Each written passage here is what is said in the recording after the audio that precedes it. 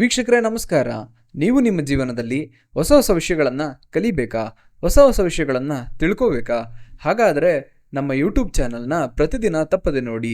ನಿಮ್ಮ ಜೀವನಕ್ಕೆ ಅನುಕೂಲವಾಗಬಲ್ಲ, ದಾರಿದೀಪವಾಗಬಲ್ಲ ವಿಡಿಯೋಗಳನ್ನು ನಾವು ನಮ್ಮ ಯೂಟ್ಯೂಬ್ ಚಾನಲ್ನಲ್ಲಿ ಪ್ರತಿದಿನ ಅಪ್ಲೋಡ್ ಮಾಡ್ತೀವಿ.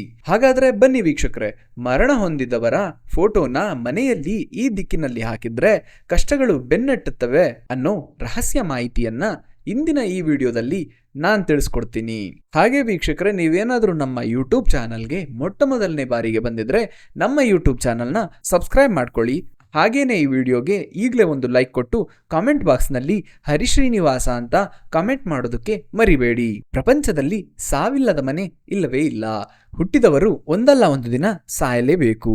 ಮರಣ ಹೊಂದಿದವರ ಫೋಟೋಗಳನ್ನು ಹಾಕೋದಕ್ಕೆ ಮನೆಯಲ್ಲಿ ಯಾವ ಜಾಗ ಸೂಕ್ತ, ಯಾವ ದಿಕ್ಕಿಗೆ ಹಾಕಬೇಕು ಮತ್ತು ಹಾಗೆ ಹಾಕಿದ ಫೋಟೋ ಕುಟುಂಬದ ಇತರ ಸದಸ್ಯರ ಜೀವನದ ಮೇಲೆ ಯಾವ ಪ್ರಭಾವ ಬೀರುತ್ತೆ, ಈ ಕುರಿತಾದ ಅತಿ ಅವಶ್ಯಕ ಮಾಹಿತಿ ಈ ವಿಡಿಯೋದಲ್ಲಿದೆ. ಹಾಗಾಗಿ ಈ ವಿಡಿಯೋನ ಸ್ವಲ್ಪನೂ ಸ್ಕಿಪ್ ಮಾಡದೆ ಪೂರ್ತಿಯಾಗಿ ನೋಡಿ. ಮತ್ತೆ ಈ ವಿಡಿಯೋಗೆ ಈಗಲೇ ಒಂದು ಲೈಕ್ ಕೊಡೋದಕ್ಕೂ ಮರಿಬೇಡಿ. ಅದೆಷ್ಟೋ ಜನರ ಕನಸಲ್ಲಿ ಅವರ ಕುಟುಂಬದವರ ಮೃತ ವ್ಯಕ್ತಿಗಳು ಬಂದು ಏನೇನೋ ಹೇಳಿದ ಹಾಗೆ ಭಾಸವಾಗುತ್ತೆ. ಆದ್ದರಿಂದ ಕನಸು ಬಿದ್ದ ವ್ಯಕ್ತಿಗಳು ಭಯಭೀತರಾಗುತ್ತಾರೆ. ಕೆಲವೊಮ್ಮೆ ಪೂರ್ವಜರ ಫೋಟೋಗಳನ್ನು ಮನೆಯಲ್ಲಿ ಸರಿಯಾದ ದಿಕ್ಕಿಗೆ ಹಾಕದೇ ಇದ್ದಾಗಲೂ ಕೂಡ ಈ ಸೂಚನೆ ದೊರೆಯುತ್ತದೆ. ಪೂರ್ವಜರ ಫೋಟೋಗಳನ್ನು ಹಾಕೋದಕ್ಕೆ ಸರಿಯಾದ ದಿಕ್ಕನ್ನ ವಾಸ್ತುಶಾಸ್ತ್ರದಲ್ಲಿ ಸ್ಪಷ್ಟವಾಗಿ ಹೇಳಲಾಗಿದೆ. ಸಾಮಾನ್ಯವಾಗಿ ವ್ಯಕ್ತಿಗಳು ತೀರಿಕೊಂಡ ನಂತರ ಅವರ ಕುಟುಂಬದ ಸದಸ್ಯರು ಅವರ ಫೋಟೋಗಳನ್ನು ಹಾಕಿ ಅದಕ್ಕೆ ಹೂವಿನ ಹಾರವನ್ನ ಹಾಕುತ್ತಾರೆ. ದೇವರುಗಳ ಅಥವಾ ದೇವಿ ದೇವತೆಗಳ ಚಿತ್ರಗಳ ಜೊತೆಗೆ ಮೃತ ವ್ಯಕ್ತಿಗಳ ಅಥವಾ ಪೂರ್ವಜರ ಚಿತ್ರಗಳನ್ನು ಹಾಕಬಾರ್ದು. ಇದರಿಂದ ಮನೆಗೆ ದೊಡ್ಡ ಕಷ್ಟಗಳು ಬರುತ್ತವೆ. ನೀವೇನಾದರೂ ದೇವರ ಮನೆಯಲ್ಲಿ ಪೂರ್ವಜರ ಫೋಟೋ ಹಾಕಿದ್ರೆ ಈಗಲೇ ತೆಗೆದ್ಬಿಡಿ. ಹೀಗೆ ಮಾಡೋದ್ರಿಂದ ಪಿತೃಗಳ ಸಕಾರಾತ್ಮಕವಾದ ಆಶೀರ್ವಾದ ನಿಮಗೆ ದೊರೆಯೋದಿಲ್ಲ. ಮನೆಯ ಎಲ್ಲಾ ಗೋಡೆಗಳ ಮೇಲೂ ಪೂರ್ವಜರ ಫೋಟೋಗಳನ್ನು ಹಾಕಬಾರದು. ಇದನ್ನ ಶುಭ ಅಂತ ಪರಿಗಣಿಸಲಾಗುವುದಿಲ್ಲ. ಮನೆಯಲ್ಲಿ ಎಲ್ಲಿ ಅಂದ್ರೆ ಅಲ್ಲಿ ಪೂರ್ವಜರ ಫೋಟೋವನ್ನ ಹಾಕೋದ್ರಿಂದ ಉದ್ವಿಗ್ನ ವಾತಾವರಣ ಆವರಿಸುತ್ತದೆ. ಒಂದಕ್ಕಿಂತ ಹೆಚ್ಚು ಅಂದ್ರೆ ಒಬ್ಬರೇ ಪೂರ್ವಿಕರ ಹೆಚ್ಚು ಫೋಟೋಗಳನ್ನು ಹಾಕಬಾರದು ಮತ್ತು ನಮ್ಮ ಒಂದು ತಲೆಮಾರಿನ ಫೋಟೋಗಳನ್ನು ಮಾತ್ರ ಹಾಕಬೇಕು.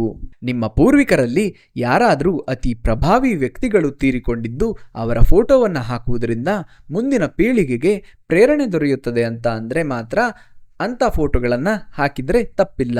ಪೂರ್ವಿಕರ ಫೋಟೋಗಳ ಜೊತೆಗೆ ಜೀವಂತ ವ್ಯಕ್ತಿಗಳ ಫೋಟೋಗಳನ್ನು ಹಾಕಬೇಡಿ. ವಾಸ್ತುಶಾಸ್ತ್ರದ ಪ್ರಕಾರ ಇದು ದೊಡ್ಡ ತಪ್ಪು. ಹೀಗೆ ಮಾಡಿದರೆ ಜೀವಂತ ವ್ಯಕ್ತಿಗಳ ಆಯಸ್ಸು ಕಡಿಮೆ ಆಗುತ್ತೆ ಮತ್ತು ಅವರ ಜೀವನದಲ್ಲಿ ಸಂಕಷ್ಟಗಳು ಬರುವ ಆತಂಕವಿರುತ್ತದೆ. ಪೂರ್ವಜರ ಫೋಟೋಗಳನ್ನು ಪೂರ್ವದ ಮಧ್ಯದಲ್ಲಿ ಹಾಕಬಾರದು. ಪಶ್ಚಿಮ ಅಥವಾ ದಕ್ಷಿಣ ದಿಕ್ಕಿನಲ್ಲಿಯೂ ಹಾಕಬಾರದು. ಇದರಿಂದ ಧನಹಾನಿ ಉಂಟಾಗುತ್ತದೆ. ಅಡುಗೆ ಮನೆಯಲ್ಲಿ, ಹಾಲ್ನಲ್ಲಿ ಮತ್ತು ಬೆಡ್ರೂಮ್ನಲ್ಲಿಯೂ ಕೂಡ ಫೋಟೋಗಳನ್ನು ಹಾಕಬೇಡಿ. ಹೀಗೆ ಮಾಡೋದ್ರಿಂದ ಪರಿವಾರದ ಸದಸ್ಯರ ಆರೋಗ್ಯಕ್ಕೆ ಹಾನಿ ಉಂಟಾಗುತ್ತೆ. ಮನೆಯಿಂದ ಹೊರಕ್ಕೆ ಅಥವಾ ಮನೆಯೊಳಗೆ ಓಡಾಡುವಾಗ ಪಿತೃಗಳ ಫೋಟೋಗಳನ್ನು ನೋಡಬಾರದು. ಆದ್ದರಿಂದ ಅಂತಹ ಆಯಕಟ್ಟಿನ ಜಾಗದಲ್ಲಿಯೂ ಅವರ ಫೋಟೋಗಳನ್ನು ಹಾಕಬಾರದು. ಇದರಿಂದ ಕೆಲಸ ಕಾರ್ಯಗಳಿಗೆ ವಿಘ್ನಗಳು ಉಂಟಾಗುತ್ತವೆ. ಅಡುಗೆ ಮನೆಯಲ್ಲಿ ಫೋಟೋಗಳನ್ನು ಹಾಕಿದ್ರೆ ಅದು ಅವರಿಗೆ ಅವಮಾನ ಮಾಡಿದಂತೆ ಅಂತ ನಂಬಲಾಗಿದೆ. ಫೋಟೋಗಳು ಗೋಡೆಯ ಮೇಲೆ ನೇತಾಡುವಂತೆ ಅಥವಾ ಹಿಂದೆ ಮುಂದೆ ಓಲಾಡುವಂತೆಯೂ ಹಾಕಬಾರದು. ಇದು ಅವರಿಗೆ ಅಪಮಾನ ಮಾಡಿದಂತೆ. ಇದರಿಂದ ವ್ಯಕ್ತಿಗಳ ಜೀವನವು ಡೋಲಾಯಮಾನ ಸ್ಥಿತಿಗೆ ತಲುಪುತ್ತೆ. ಫೋಟೋಗಳನ್ನು ಯಾವಾಗಲೂ ಕಟ್ಟಿಗೆಯ ಸ್ಟ್ಯಾಂಡ್ಗಳ ಮೇಲೆ ಇಡಬೇಕು.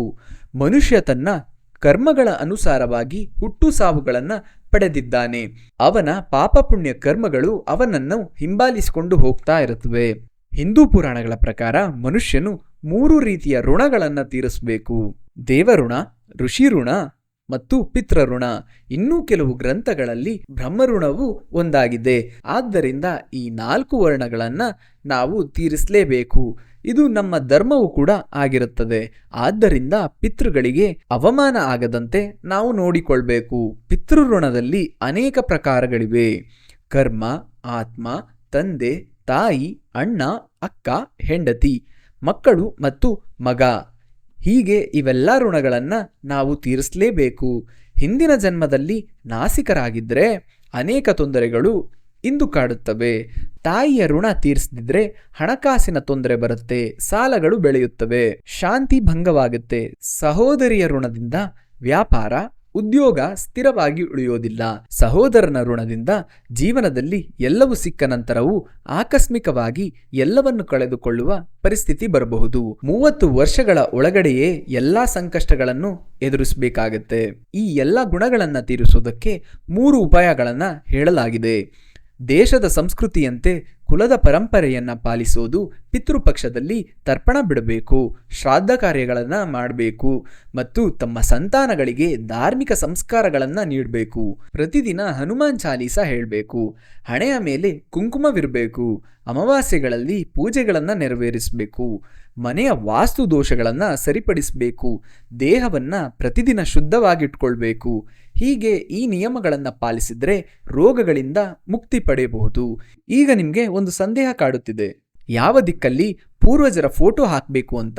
ಬನ್ನಿ ಹಾಗಾದ್ರೆ ಇದನ್ನ ಈಗ ತಿಳಿದುಕೊಳ್ಳೋಣ.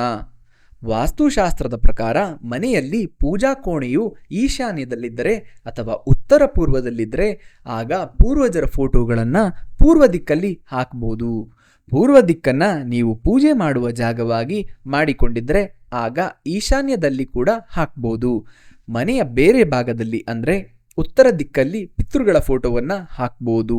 ಇದರಿಂದ ಅವರ ಮುಖಗಳು ದಕ್ಷಿಣದ ಕಡೆಗಿರುತ್ತೆ. ನಮ್ಮ ಸಲಹೆ ಏನು ಅಂತ ಅಂದ್ರೆ ದಕ್ಷಿಣ ದಿಕ್ಕಿನಲ್ಲಿ ಫೋಟೋಗಳನ್ನ ಹಾಕಿ. ದಕ್ಷಿಣ ಪಶ್ಚಿಮದ ಮೂಲೆ ಅಂತ ಭಾವಿಸಿ ದಕ್ಷಿಣ ದಿಕ್ಕು ಸಿಗ್ತಾ ಇಲ್ಲ ಅಂತ ಅಂದ್ರೆ ಪಶ್ಚಿಮದಲ್ಲಿ ಹಾಕ್ಬೋದು.